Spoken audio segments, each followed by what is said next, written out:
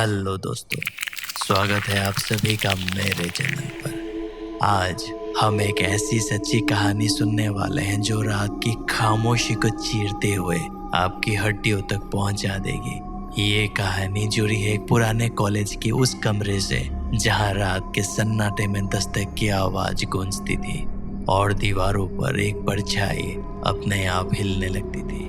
कोई हवा नहीं, कोई दरवाजा नहीं, फिर भी वो परछाई जिंदा थी।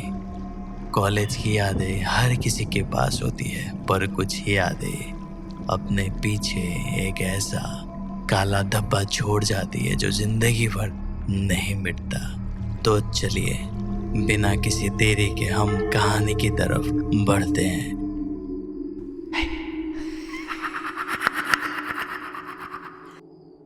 ये कहानी है रुद्र की और ये उसकी ग्रेजुएशन का पहला साल था। घर में कई दिनों तक चर्चा चल रही थी। उनके पापा अखबार मोड़ कर गंभीर आवाज में बोले, रुद्र को बाहर रहना होगा। पढ़ाई है, माहौल है और जिम्मेदारी भी है। अच्छे से पढ़ाई करेगा तभी तो आगे बढ़ पाएगा। हॉस्टल का नाम जुबान पर आया ही था कि माँ का चेहरा अचानक से सफेद पड़ गया। रैगिंग का खौफ, अनजाने लोगों का डर और रातों में जगाती हुई सुनी कहानियां, और ये सब कहानी ने मिलकर हॉस्टल का दरवाजा उसी पल बंद कर दिया। आखिरकार फैसला हुआ, रुद्र एक किराए के कमरे में रहेगा जहां आसपास परिवार जैसा माहौल हो। कम से कम इतना कि माँ को यकीन रहे कि उनका बेटा बिल्कुल अकेला नहीं है। लेकिन बात सिर्फ कमरे की नहीं थी। असल सच ये था, रुद्र ने आज तक अंधेरे रातों में अकेले सोना सीखा ही नहीं था। उन्हीं चिंताओं के बीच सामने आया परिवार का एक भरोसेमंद लड़के, दीप भैया, और वो चचेरा भाई भी था। और उनकी बात आते ही सबके चेहरे पर एक गहरी राहत उतर आई। पापा ने राहत की सांस लेते हुए कहा, रुद्र दीप के साथ रहेगा तब सब ठीक रहेगा। ये वाक्य मानो पूरे घर पर ताजगी का पानी छिड़क गया। माँ की सांसें धीमी हुई, पापा का माथा थोड़ा नरम पड़ा। सबको लगा जैसे मानो समस्या का पूरा हल मिल गया हो। लेकिन जिंदगी की सबसे बड़ी सच्चाई अक्सर धीरे से सामने आया करती है। सबसे बड़ा धोखा हमेशा तब मिलता है जब कोई कहता है सब ठीक है। ठीक कुछ दिनों बाद रुद्र और अंकल कॉलेज के कमरे देखने पहुंचे थे। दीपदा ने पहले ही 2-3 कमरे देख लिए थे, लेकिन उन्हें वो कॉलेज के पास वाला रूम काफी पसंद आया था। आने जाने की कोई झंझट नहीं और साथ ही कुछ पैसे भी बच जाया करते। लेकिन गली में कदम रखते ही एक बर्फीली लहर उनके पैरों से रीढ़ तक दौड़ गई। जगह सामान्य रूप से विशाल थी। बीघों में था खुला मैदान, खेती के साथ एक छोटा जंगल जैसा कुछ था। कुछ बड़े पेड़ थे और थोड़ी दूरी पर ही वो घर था। बीच में 4 किराए के कमरे और एक घर जहां मालिक अपने 3 कमरों के साथ वहीं रहता था। एक अजीब सा गहरा सन्नाटा पूरे प्लॉट में फैला हुआ था। ओनर की आंखों में थकान, शराब और ऐसा खालीपन था जो किसी को खो जाने के बाद आया करता है। कहते हैं कि वो किसी से प्यार करता था, पर उस लड़की की शादी कहीं और हो गई। उस दिन के बाद उनकी हंसी, उनका दिल और उनकी जिंदगी सब कुछ मानो धीरे धीरे मरता चला गया। एक कमरे लेते हुए 2 लड़के जो बस एक दिन पहले ही रूम किराए पर लिए हुए थे, उन लोगों का नाम था हेम और मोंटी। उस घर का कमरा भरा था और ठीक ठाक भी था, पर तभी रुद्र की नजर उनकी एकमात्र कमी पर पड़ी। बाथरूम कमरे से काफी दूर था और वो बाथरूम एक अंधेरी कोठरी जैसा, छत से लगातार टपकती बूंदें। ये आवाज सामान्य नहीं थी। हवा चल रही थी और हवा के सुर और पत्तों के संगलाप ने एक अजीब संगीत जोड़ना चाहा, लेकिन थी उसके विपरीत। ऐसा लगता था जैसे उस कोठरी में कुछ जिंदा है, कुछ जो सांस ले रही हो या रो रही हो, काफी धीरे, काफी गहराई से। रुद्र ने पहले नजर में महसूस कर लिया कि वो जगह कुछ ठीक नहीं है। शाम ढलते ढलते अंधेरा प्लॉट पर ऐसे उतर आया जैसे किसी ने पूरे इलाके पर एक भारी काला पर्दा डाल दिया हो। और उसी घुटी हुई हवा में अंकल ने चारों लड़के को शाम को अपने कमरे में बुलाया। कमरे में घुसते ही रुद्र की नाक में शराब, बासी धुएं और पुरानी उदासी का मिला जुला गंध भरा, जो दीवारों में ऐसे समा हुआ था कि मानो बरसों से कोई रोकर यहाँ जी रहा हो। अंकल ने दीपदा की तरफ देखा, धीमी टूटी फूटी मुस्कान के साथ बोले, ऐ दीप, तुम इनमें से बड़े हो, इन सब की जिम्मेदारी तुम्हारी है। और हाँ, कोई लड़की वड़की यहाँ नहीं आएगी। बाकियों ने हंसकर बात टाल दी। हंसी हल्की थी मगर कमरे की हवा में जैसे हंसी टकराकर मर गई थी। उसी पल रुद्र के कान के बिल्कुल पीछे, इतनी पास से जैसे कोई बालों को छूकर गुजर गया हो, एक बेहद धीमी मीठी स्त्री की हंसी सुनाई दी।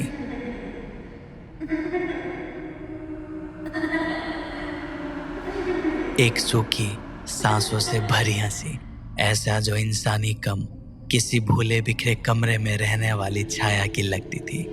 बाकी तीनों ने कुछ नहीं सुना, किसी ने पलक भी नहीं झपकाई, पर रुद्र का पूरा शरीर अचानक बर्फ जैसा हो गया था।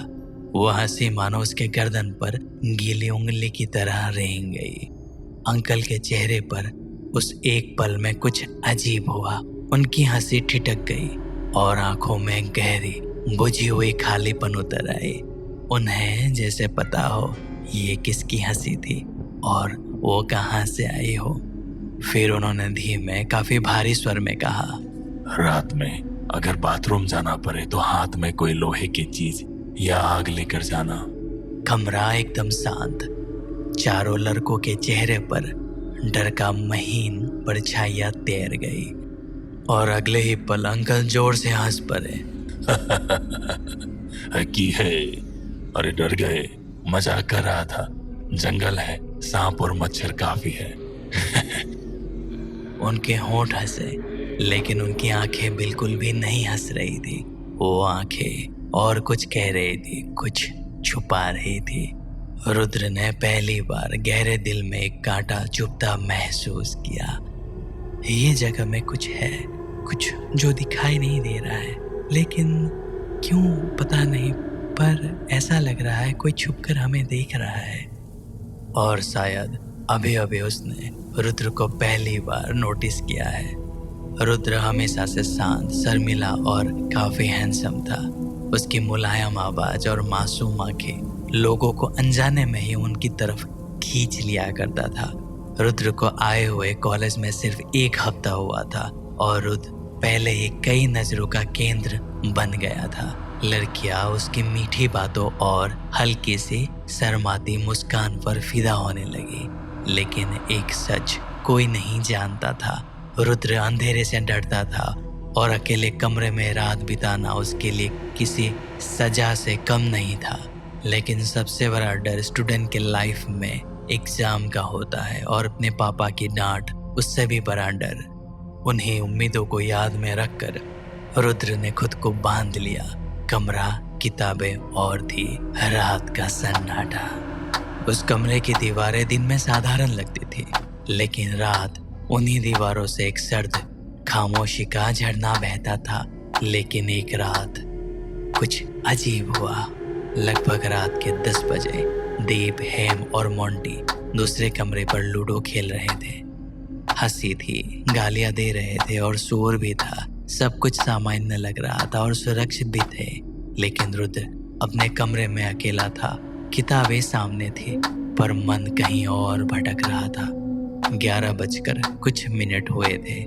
दरवाजे पर धीमी दस्तक हुई। दीपदा, मैं पढ़ रहा हूँ। कोई जवाब नहीं। दस्तक फिर हुई, लेकिन इस बार थोड़ी तेज। रुद्र का दिल तेजी से धड़कने लगा। हथेली दरवाजे के हैंडल पर ठंडी पड़ गई और उसने जैसे तैसे दरवाजा खोला। सामने कोई नहीं था, सिर्फ काली लंबी गलियारों की सांसें और एक ठंडी हवा जो सीधे उसके चेहरे पर पड़ी। उसी क्षण बाथरूम की तरफ से एक बेहद मीठी पर असहज रूप से अजनबी खुशबू फैली, इतनी गहरी कि रुद्र की सांस थम सी गई थी। एक पल के लिए लगा मानो वो खुशबू बाकी हर आवाज को निगल जाएगी। रुद्र का दिमाग धुंधला होने लगा, कमरा थोड़ा तिरछा हो गया, फर्श जैसे धीरे धीरे ऊपर की ओर खींचने लगा। तभी उसकी नजर पड़ी बाथरूम के आधे खुले दरवाजे की तरफ। वहां एक साया खड़ा था, लंबा पतला बिल्कुल शांत, पर वो हिल नहीं रहा था। बस अंधेरे के भीतर काले से भी काले दो धब्बे जैसी आंखें रुद्र को सीधे आर पार देख रही थी। और उसी क्षण के भीतर ही रुद्र की पलकों पर भारीपन उतरा। ऐसा लगा कि वो किसी अनदेखी ताकत में डूब रहा हो, काफी धीरे, काफी गहराई तक, और पूरा घर उसे अपनी ओर खींच रहा था, बिना आवाज, बिना दया और बिना किसी वजह के। ये उस रात की प्रारंभ थी जिसे रुद्र हमेशा याद रखेगा। अगले सुबह सब सामान्य था, इतना सामान्य था कि रुद्र को खुद पे ही शक होने लगा, मानो वो अजीब रात सिर्फ थकान से बना हुआ एक बुरा सपना हो। पर सच्चाई ये है, कुछ सपने दरअसल चेतावनी होते हैं और कुछ आने वाली दहशत की पहली सीढ़ी। और उसी घर में एक हफ्ता बीत गया। शाम के वक्त रसोई में दीपदा और रुद्र खाना बना रहे थे। चूल्हे की नीली लौ, हल्की भाप और बर्तनों की आवाज, सब कुछ उतना ही सामान्य था जितना होना चाहिए। दीपदा दरवाजे के पास बैठकर अपनी किताबों में खो गए थे। धीमी हवा उनके पन्नों को हिलाकर एक अजीब सी खरखराहट पैदा कर रही थी। तभी रुद्र के मन में एक पुरानी याद की तरह वो खौफनाक रात वापस चमकी। उसके बदन में हल्के से झुरझुरी दौड़ गई। वो धीमे से पूछा, भैया, पिछले हफ्ते रात को आप ही मेरे कमरे पर नॉक करने आए थे ना? देखने की मैं सोया हूं या नहीं। दीपदा ने पन्ना पलटते उसकी आंखों की ओर देखा और होठों पर एक मुस्कान आई। वो बोले, पागल हो गया, मैं तो उस रात वहीं पड़ा था और सो गया था, मैंने कोई नॉक वॉक नहीं की। रुद्र की सांसें जैसे बीच में थम गई। उसके गले में कुछ अटका, शरीर में एक जानी पहचानी ठंड फैल गई। उसे लगा जैसे दीवारें धीरे धीरे पास आ रही हो। और तभी दस्तक, दोनों की नसें जम गई। दीपदा ने बिना एक पल गवाए झटके से दरवाजा खोला। दरवाजा खुलते ही अंदर से सिर्फ सन्नाटा दाखिल हुआ। बाहर कोई नहीं था, ना इंसान, ना कदमों के निशान, बस हवा में तैरती हुई एक सड़ी हुई दुर्गंध। दीपदा ने तेजी से चारों तरफ देखा। सीढ़ियां, बरामदा, गलियारा, हर जगह सिर्फ खालीपन। एक ऐसा खालीपन जो सिर्फ नजर से दिखाई देता है, लेकिन आवाज से नहीं। डरते हुए दोनों मोंटी के कमरे की ओर दौड़े। दरवाजा ठकठकाया। मोंटी ने एक झटके से दरवाजा खोला। वो चौंक कर बोला, क्या हुआ भैया? और ये सारी वाकया मोंटी और हेम को बताई। अब चारों लड़के एक ही कमरे में बैठ गए, खामोशी पीले पड़े चेहरे के साथ। कमरे की हवा भारी थी। दरवाजे के बाहर का सन्नाटा मानो उनका नाम लेकर उन्हें पुकार रहा था। और सबसे डरावनी बात, रुद्र को अचानक महसूस हुआ कि वो अकेले नहीं बैठा है। कोई काफी नजदीक उन्हें चुपचाप देख रहा था। और तभी कहानी में और एक मोड़ धीरे धीरे सांप की तरह सरक कर जुड़ने लगी। एक ऐसा जोर जो आने वाले खौफ को पहले ही सूचित कर रहा था। कमरे में खामोशी इतनी घनी थी कि लगता था जैसे दीवारें भी अपनी सांसें रोककर उनकी धड़कन को गिन रही हो। उसी सन्नाटे को चीरते हुए हेम ने अचानक कहा, अरे यार, एक बात याद आ गई। 3 जोरी आंखें उसकी तरफ उठ गई। हेम का चेहरा भूत की तरह सफेद था, जैसे कोई पुरानी अनजानी डरावनी परत खोलने वाला हो। उसने गहरी सांस भरी, जैसे कुछ स्वीकार करना मुश्किल हो, और बोला, पहले हफ्ते मैं अपनी गर्लफ्रेंड से बात कर रहा था। बात करते करते मुझे प्यास लगी, तो मैंने फ़ोन बेड पर ही रख दिया था और पानी पीने चला गया। सभी चुप हो गए। कमरे की हवा भारी हो गई, मानो किसी ने अचानक अदृश्य ताला लगा दिया हो। हेम ने बात आगे कहा। जब मैं वापस आया तो फोन उठाकर अपने गर्लफ्रेंड के साथ बात करने लगा। हेलो। तो उसने अचानक से पूछा, तुम्हारे गले में क्या हुआ और ये कैसी डरावनी आवाज से तुम मेरे से बात कर रहे थे? और ये बात सुनकर मेरे सीने में जैसे कुछ अटक गया था। दीपदा की उंगलियां थम गई। मोंटी का चेहरा उस वक्त जम गया था। हेम ने कांपते हुए कहा। मैंने कहा, मेरे गले में क्या हुआ? मैं तो बस पानी पीने गया था।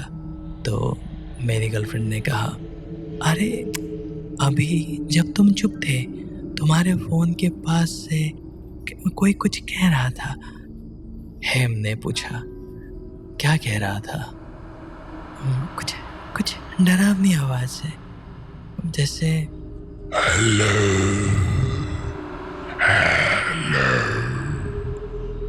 काफी डरावनी अजीब आवाज में बिल्कुल मेरे कान के पास। कुछ वक्त तक कमरे में मौत की खामोशी छा गई। हेम पहले इस बात को सुनकर हंस दिया था, शायद मजाक समझकर, पर अब उसी बात को कहते वक्त उसकी आवाज कांप रही थी, जैसे उसने खुद उस आवाज को सुन लिया हो।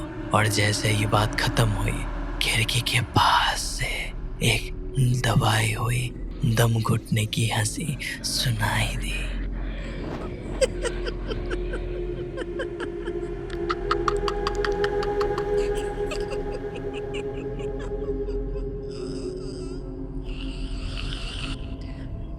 ऐसी हंसी जैसे कोई अपना मुंह दोनों हाथों से कसकर दबाए, उसे ध्यान से सुन रहा हो। ऐसा लग रहा था जैसे खिड़की के ठीक बाहर कोई खड़ा है, चेहरा कांच पर लगा है और बाहर से जमकर उनकी कहानियां सुन रहा हो और उनका मजाक बनाया जा रहा हो। चारों की रगों में एक साथ ठंडी बर्फ दौड़ गई। किसी के शरीर न हिलने की हिम्मत की थी, ना किसी ने भी पलके झपकाने की कोशिश की थी। हर रात होते ही दरवाजे की कटकटाहट बढ़ जाया करती और सन्नाटे में वो आवाज किसी की उंगलियां जैसी लगती, जैसे कोई भीतर आने को तावला हो। हैरानी की बात ये थी, दिन में धूप में सुखाए कपड़े भी जंगल के किनारे गिरे हुए मिलते। जहां जाने का नाम लेते ही सबके पैरों में कपकपी दौड़ जाया करती। लेकिन एक रात ऐसा आया जब उस घर में और कोई नहीं था, हेम और रुद्र थे। हेम की हालत खराब हो गई थी, लेकिन उसे काफी तेज बाथरूम जाना था, पर अकेले जाने की उसे हिम्मत नहीं हुई, तो उसने रुद्र को साथ ले लिया। रुद्र बाहर खड़ा था और बाथरूम के भीतर टिमटिमाती पीली रोशनी कमरे को और भी डरावना बना रही थी। बल्ब बार बार बुझकर जल रहा था, जैसे कोई उस पर सांस फूंक रहा हो। छत से पानी गिरने की वो आवाज पूरे माहौल को डरावना कर रही थी। डर के मारे हेम ने बाहर से कहा, अबे रुद्र, बात करता रहे, तू चुप रहेगा तो मेरा डर और बढ़ जाएगा। रुद्र हंस पड़ा। अरे क्या यार, तू अभी भी बच्चा है। और वो बात करने लगा, हल्की फुल्की बातें। लेकिन तभी बातों के बीच रुद्र की नजर बाथरूम के उस कोने पर पड़ी जहां अंधेरा बाकी जगहों से ज्यादा गहरा था, और वहां एक साया खड़ा था, धुएं जैसा, लंबा, और वही मीठी मादक महक फैलता हुआ जो हर बार किसी डरावनी घटना के साथ आया करती थी। वो साया बाथरूम की तरफ धीमे धीमे चल रहा था। रुद्र की आवाज अचानक रुक गई। हेम अंदर से बोला, ओए कुत्ते, तू रुका क्यों? बात करता रहा, डरा मत। और तभी हेम के बिल्कुल कान के पास काफी धीमी पर बर्फ जैसी ठंडी फुसफुसाहट गूंजी, मैं बात करूं? हेम वहीं जम गया और उसके अगले ही पल वो चीखते हुए बाथरूम से उलट पुलट गिरता हुआ बाहर आया। उसके पांव और पैजामे पर उसी की ही गंदगी लगी थी। रुद्र का दिल घृणा से गले तक आ गया था। उल्टी आने की हुई, पर हेम के चेहरे की हड़बड़ी और दहशत देखकर उसने खुद को संभाल लिया। लेकिन उसी समय पूरे घर की लाइट चली गई। चारों ओर काला अंधेरा। हेम कांपते हुए बोला, रुद्र, तू दरवाजा खुला रखेगा और तू यहीं खड़ा रहेगा। अकेला मैं अंदर नहीं जाऊंगा और अकेले नहीं नहाऊंगा। बेचारा रुद्र बाहर खड़ा रहा और हेम अंधेरे में ही एक कैंडल जलाते हुए नहाने लगा। मोमबत्ती की हल्की रोशनी में बाथरूम की दीवारों पर अजीब आकृतियां बना रहे थे। ऐसा लग रहा था जैसे दीवारें हिल रही हो। फिर रुद्र ने देखा बाथरूम के सबसे अंधेरे हिस्से में दो लाल आंखें हेम को घूर रही थी। वो आंखें ऐसे चमक रही थी जैसे कोई भूखा जानवर अपने शिकार को निहार रहा हो, और परछाई के हाथ मोमबत्ती की रोशनी में ऐसे हरकत कर रहे थे जैसे वो रुद्र को बता रहे हो, चुप, कुछ मत कहना। वो साया काफी धीरे हेम की तरफ बढ़ रहा था। रुद्र का दिल फटने को आ गया था और अगले ही पल वो जोर से अंदर भागा। हेम का हाथ पकड़ा और पूरी ताकत के साथ उसे बाहर खींच लाया। हेम लड़खड़ा कर गिरा और चीख पड़ा, अबे कुत्ते, क्यों खींचा मुझे? रुद्र ने झिझक से कहा, गुस्सा छोड़, वहां अंदर मैंने सांप जैसा कुछ देखा, इसलिए तुझे खींच लिया। हेम ने अपनी मजाक के अंदाज में पूछा, तूने सांप ही देखा था ना? हेम का चेहरा अब सामान्य हो गया था। रुद्र ने सच्चाई छुपा ली थी, क्योंकि अगर वो असली वजह बता देता तो हेम शायद अपने होश में ना रह पाता। उस रात हर 5 मिनट में खिड़की के बाहर किसी के नाखून घसीटने की आवाज आ रही थी। दोनों बिस्तर पर परे परे कांप रहे थे। छत के पंखे के नीचे ठंडी हवा नहीं, एक फुसफुसाहट आ रही थी। रुद्र ने धीरे से कहा, ओए हेम, अगर वो लड़की अभी भी खिड़की के पास होगी और हमें देख रही होगी तो हम क्या करेंगे? हेम ने आंखें बंद की, लेकिन बंद आंखों के पीछे भी वही मुस्कान सामने आ रही थी। वो दोनों भागकर एक दोस्त के वहां जाकर रुक गए, लेकिन वहां भी रुद्र को लगा जैसे किसी ने उसके बिस्तर के नीचे धीमे से उसकी एड़ी पकड़ी हो। अगले दिन ये बात दीपदा को सबने कहा। उन्होंने ओनर से बात करने का फैसला किया। अंकल ने जैसे ही चारों को देखा तो उनको अंदाजा हो गया था कि वो लोग यहाँ क्यों आए हैं। उन्होंने सबको इशारा करते हुए सोफे पर बैठने के लिए कहा, और उसी वक्त दीपदा ने एक बात कही, अंकल, आपसे कुछ बात करनी है। अंकल ने एक टेढ़ी मुस्कान के साथ कहा, बैठो। मालिक की हालत देखकर पहली बार चारों को एहसास हुआ, इस घर में सबसे ज्यादा डरा हुआ अगर कोई है तो वो यही आदमी था। चेहरा उनका पीला पड़ा था, मानो सफेद चूने से उनको रंग दिया गया हो। होठ नीले, जैसे खून बहना ही भूल गया हो। आंखों के नीचे गहरे धसे हुए काले घेरे, जैसे कई महीनों की नींद की लाश में वो जमी थी। उन्होंने धीरे धीरे शराब की बोतल खोली, कांपते हाथों से गिलास भरा, और वो मुश्किल से इतना बोले, तुम लोग यहाँ अकेले नहीं हो। चारों दोस्तों ने एक साथ सांस रोक ली। ओनर के होंठ हल्के हल्के खुलते बंद हो रहे थे। उन्होंने कहा, यहाँ कोई है जो रात को जागता है। ये बात सुनकर ही रुद्र, हेम, दीप और मोंटी जगह पर ही जम गए। मालिक ने घूंट भरा, उनका गला सूखा हुआ था। उन्होंने फिर कहा, हर रात ठीक 2:15 पर। उन्होंने अपनी उंगलियों को टेबल पर दस्तक दी, जैसे कोई अनकही अंदरूनी इशारा हो। ध्वनि इतनी सटीक थी कि चारों का दिल एक साथ सिकुड़ गया। अंकल ने कहा, और जब मैं दरवाजा खोलता हूँ वहाँ कोई नहीं होता। तुम्हें क्या लगता है मैं शराब ये नशा क्यों करता हूँ। मैं यहाँ हर रात सो नहीं पाता हूँ।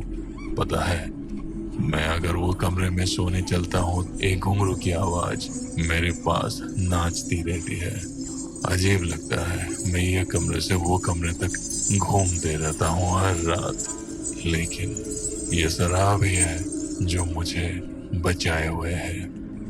मालिक की आंखें अब स्थिर नहीं थी, उनमें एक अजीब सी चमक उतर आई। वो आगे झुककर फुसफुसाए, लेकिन क्या है पता है, पर उसके बाल हर सुबह दरवाजे के नीचे पड़े होते हैं, जो मुझे हमेशा हर रात डराती है। हेम की सांस गले में अटक गई। घर के ओनर ने फिर कहा, काले, काफी लंबे, भीगे हुए, ठंडी मिट्टी की गंध से भरे। उन सब की उंगलियां कांपने लगी। फिर अंकल ने बोला, मैं हर बार सोचता हूँ आज शायद वो नहीं आएगी, लेकिन ओह, ये मेरा वहम था। गहरी सांस ली, मानो आगे का हिस्सा कहने में उन्हें अपनी आत्मा भी निकालनी पड़ रही हो। लेकिन जब मैं अपने कमरे में लौटता हूँ, चारों की नजरें उनके चेहरे पर टिक गई। ओनर का गला सूख गया। वो गिलास उठाकर एक ही घूंट में शराब खाली कर गए। उन्होंने फिर कहा, तो मैं देखता हूँ उनके गाल पर हल्की सी झुर्रियां कांपने लगी। वो मेरे बिस्तर पर उल्टी बैठी होती है। उन सबका चेहरा देखते हुए फिर अंकल ने कहा, उसकी पीठ मेरी तरफ और उसका चेहरा पीछे मुड़कर मेरी तरफ अजीब ढंग से मुझे देखा करती है। हेम की आंखों से आंसू छलक आए। फिर कहा, गर्दन पूरी तरह पीछे घुमाकर वो मुझे बुलाया करती है। ओनर की आवाज बिखर गई। कमरा सन्नाटे से गूंजने लगा। उनके अंतिम शब्द इतनी धीमी, इतनी टूटी आवाज में कहे कि मानो वो खुद भी अपनी आवाज सुनना ना चाहते थे।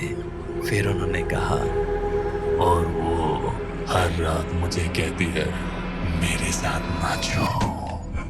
अगले ही पल खिड़कियां एक जोरदार झटके से हिल उठी, जैसे किसी ने बाहर से पूरी ताकत से थपथपाया हो। और हवा में अचानक वही गंध थी, किसी औरत की जो अभी अभी गीले होकर पास से गुजरी हो।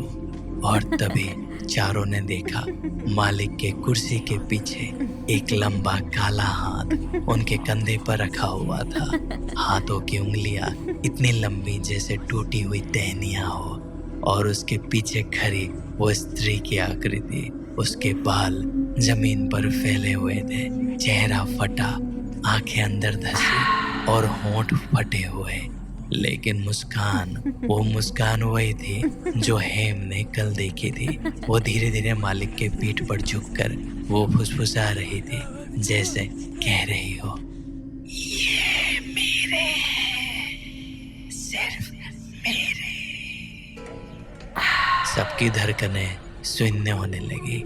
सबने डर से एक ही झटके में वो कमरे से निकलकर एक अलग दोस्त के घर पे रहने चले गए।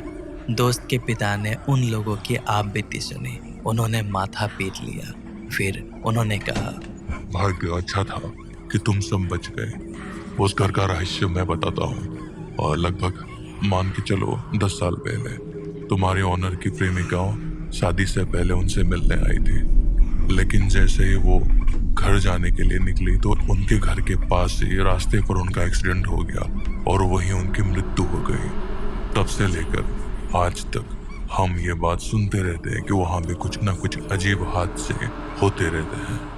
चलो कोई नहीं, अच्छी बात है तुम लोग बच गए, और जितनी जल्दी हो सके तुम लोग वहाँ घर छोड़ दो। हेम की ठंडी सांस छूट गई। रुद्र पसीने से भीग गया। सबने वो घर तुरंत छोड़ दिया। लेकिन 2 साल के बाद ओनर कहीं गुम हो गए थे। जिंदा है भी या नहीं ये किसी को मालूम ही नहीं था। लेकिन अब वो जगह बिल्कुल बदल चुकी है, लेकिन डर अब भी वहाँ मौजूद है।